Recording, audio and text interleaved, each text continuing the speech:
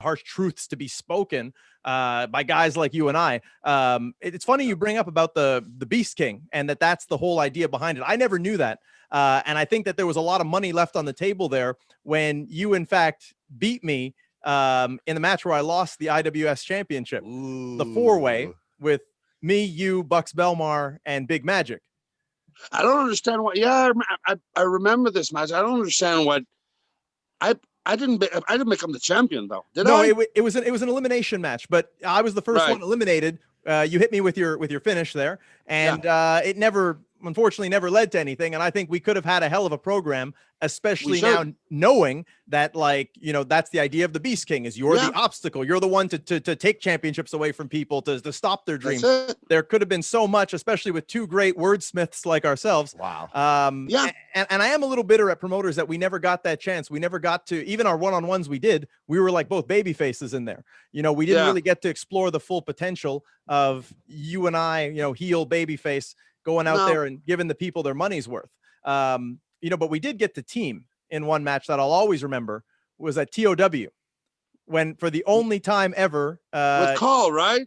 Carl was the Flatliners. Carl and the Flatliners were our opponents, and it was me, you, and Sexxxy Eddy. Wow. Frank Jofo here. You, Frankie, and Sexxxy Eddy on the same team? Yeah, and that's a dream come true right there. See, other than me, Sexxxy Eddy is probably his second favorite wrestler. Well, who doesn't love fucking Eddie? It's impossible not to like Eddie. Yeah. As a wrestler, even as a human being, Eddie is just probably one of the, if not the nicest guy you could ever possibly meet in this business. He's batshit crazy. Well, you know what? We'll cut to the chase. If you want to give us a great story of Sexxxy Eddy, because it seems like everybody that comes on our show has a great Sexxxy Eddy story. So if you have one, maybe a personal one, or just something you guys had fun, maybe at a bar or in the ring, maybe something that I don't. The thing is, I don't do bars because I don't handle my booze that well. Okay. So if I go into pub, I've been to bars with guys and it almost led to disaster and arrests. So I try not to anymore. Eddie, Jesus. We have this show in River de Lou, and it's not a really positive story. I think it's the only time in my life I had like a beef with Eddie. I may have just for the record, I may have told this story if it's the one I'm thinking of. Is this the one with his boots? The booze? The boots, his wrestling boots. The wrestling? No, it wasn't. Okay, we can get into that one after. What the fuck story are you talking about? Well, I'm not sure if it was on this show or another podcast that I did, but they asked me for a funny rib story. Yes, when he took the I'm getting there. I'm getting the timing. Eddie fucked my boots. No. You were in the shower, and Eddie and Handsome JF they dumped a thing of garbage on top of you. And then you came out upset, and you see me and Drew Onyx sitting there, and because they were trying to pin it on us, and then you got revenge on Eddie by taking that protein and putting it under the sole of his boots, and he didn't realize for like a month because he didn't have any bookings until then. Oh my god! No, I know, and JF, I've yet to get back to JF, but I will. But he's a wise motherfucker. He pulls away. But that's a funny old story. But no, we do this show in River de Lou, and like the local promoters were very kind. We were very generous. I mean, we had like a buffet backstage, and like they brought they gave all the boys a beer and whatnot.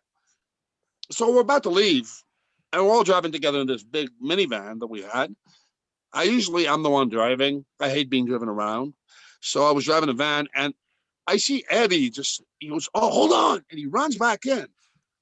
And he comes barging out, fucking sprinting with a case of beer in his hands. I'm like, and he sticks this, go. I'm like, did you just steal a can of beer? He says, no, I took it. I'm like, what do you mean you took it? Did they give you permission? Go now. And he made me fucking guilty by association. Hey, I'm not a clean guy, but I mean, stealing beer from people who are so fucking kind to us. Yeah, exactly. That's the kind of savage he is. I was hot. I was fucking furious. I mean, if you've been to a convenience store and sold some beer there, Okay. I wouldn't have minded. Yeah. I wouldn't even fucking mind it just beating the shit out of the clerk so he could take the beer. But if it's from a promoter who's working his ass off to make us comfortable, yeah. And I was so and I stayed angry at him for a good fucking 5 minutes, 35 minutes, okay. and then it was fine and dandy because it's Eddy, but he keeps bringing it up every time. I'm like, somebody will bring that story. I'm like, remember when Eddy sold that beer? I'm like, and I get fucking beat red all the time because they bring it up. But that's the kind of story. And you know what? I was furious, but it's Eddy. Yeah. Had it been some other guy, I probably would have brought it to a physical level. And would drag him and the beer back to the place, forcing him to apologize. I could see that. No, but because it was Eddy, I just let it slide. So again, continuing on in the